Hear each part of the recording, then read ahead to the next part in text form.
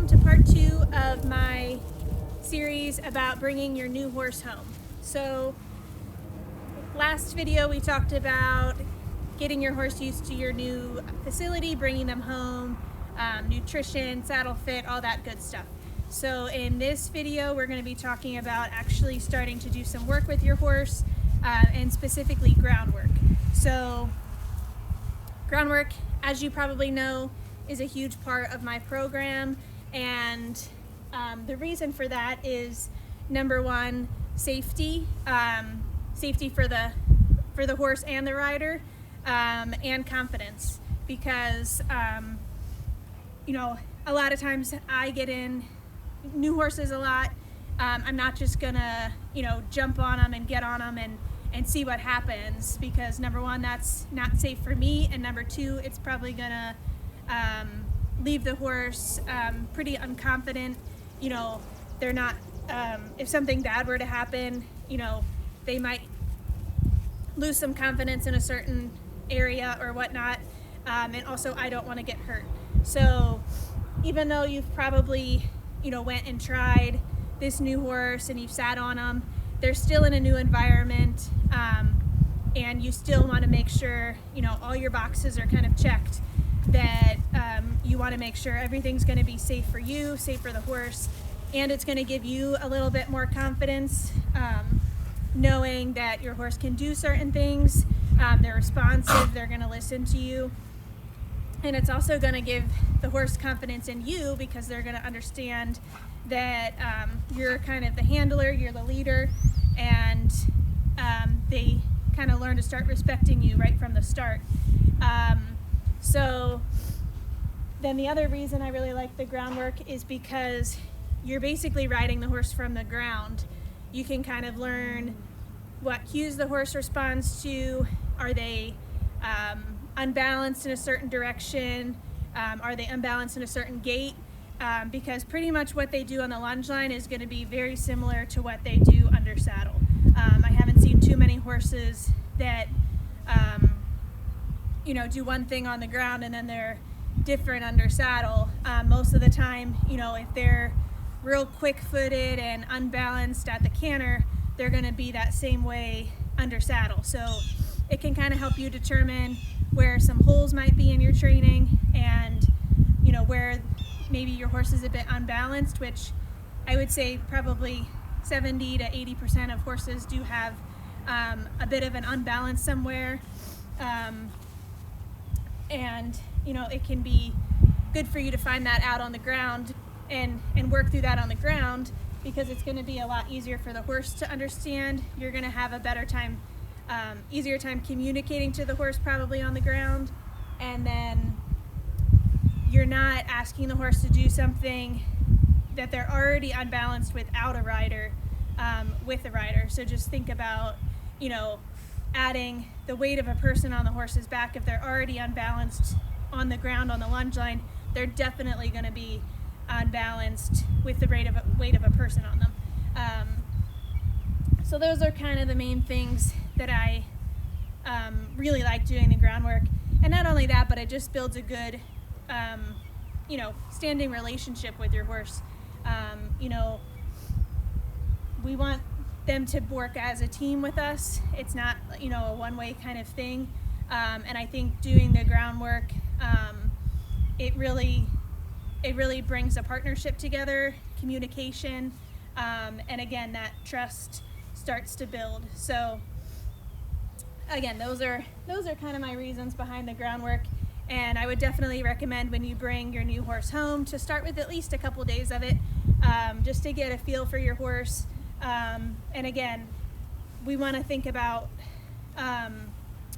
learning what kind of cues these horses have been taught. It might be different than what you're used to, which is totally fine. You know, do they respond to verbal cues such as walk, trot, canter? Do they respond to more noise cues like cluck to trot, kiss to canter, or do they not know it at all? So those are some things that you can play with while you're doing groundwork with your horse for the first couple days. You know, start learning what kind of cues they respond to. Are they a little sensitive? Are they a little bit more lazy? And then start to think about what you more or less want to change or like alter, because some things that the horse is trained to do now might not work for you.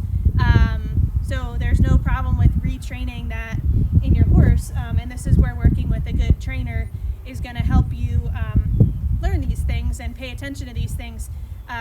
You know, some people might be able to notice them right off the bat, and other people it might take them, you know, an outside set of eyes to catch on to some of these things, and that's totally fine. So some specific things that I like to look for when I'm doing groundwork with the horses is number one, are they gonna, you know, get out of your space? You know, if you step into them, are they gonna yield and move away, or are they gonna lean into you a bit and, you know, kind of be a bit pushy?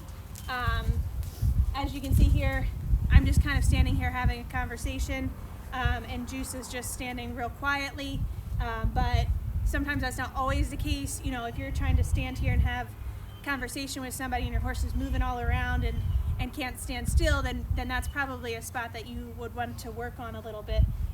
So I pay attention to those things, just basic ground manners. You know, if you walk off, does the horse come with you? And again, if I kind of step into her, she's just moving away from me as I'm applying different pressure to her, which is, you know, always a good thing. It's just kind of good ground manners to have on a horse. So your horse may be like that and they may not. So that might, again, be something to work on. But I definitely will look for, you know, how they respond to pressure. The next thing I really like to look for is I'll send them out on the lunge line, and I'll just kind of see how they go through different gaits. Again, we're going back to these cues. Do they even know how to lunge? Number one. Some horses don't, and that's totally fine. And that might be your starting point, is teaching your horse to lunge. But again, see, you know, if your horse goes forward when you ask. Again, we're looking at those cues. I cluck to make her trot, and she goes right off. So again, we're looking at how responsive these horses are. Do they take a lot to get them going, or are they pretty sensitive and feely? When I say whoa, does she stop? Again, so seeing how responsive they are on the lunge line is probably another one of my more important things to look for when I'm first starting a horse and things to work on. And while you have them out there on the lunge line, you know, are they pulling you around? Are they real soft? Those are important things too, to look for when you're working with your horses. So I like them to be pretty responsive. I don't want them to be pulling me around. You know, if I kind of am lunging here in this area of the arena, I don't want them to drag me over to that side of the pen, just because they're so heavy and just kind of dragging you around. So looking for that softness, that responsiveness is another big thing for me on the lunge line. All right, the third thing that I like to look for when I'm working with a new horse is how they respond to different things going on in the environment, how quiet they are. As you can see here, my dogs are kind of romping around and playing, and Juice here isn't really super bothered by it. You know, are they real sensitive and looky? You know, are they spooking at a certain area in the arena? You know, I don't generally like to tiptoe around horses too much, even new ones. I wanna see where those holes are. I want to see how they react when you kind of throw something up over their back real quick, or, you know, something's you know, you have a jacket in the arena that's kind of flapping around in the breeze. You know, are they spooking at that? Are they looking at that? These are all things to kind of notice about your horse when you first start working with it. Is going to be how it reacts to different environmental things. You know, does it get more nervous down here in the arena by itself? Or is it leery of other horses kind of working around it. Sometimes horses can get nervous of other horses riding up close to them, or she's down here by herself right now. She's not calling out to the other horses.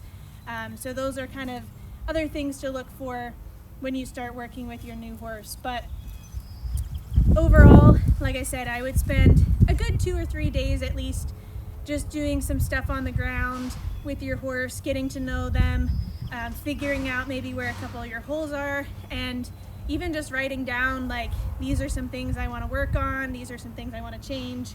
And that's totally fine. Just because a horse has started in one way doesn't mean you can't retrain them to do something a little bit differently or respond to something in a different way. But you just have to be pretty clear with yourself about what you're looking for and what you're expecting. And also, like I said, working with a good trainer can help you maybe see things that maybe you wouldn't notice right off from the start.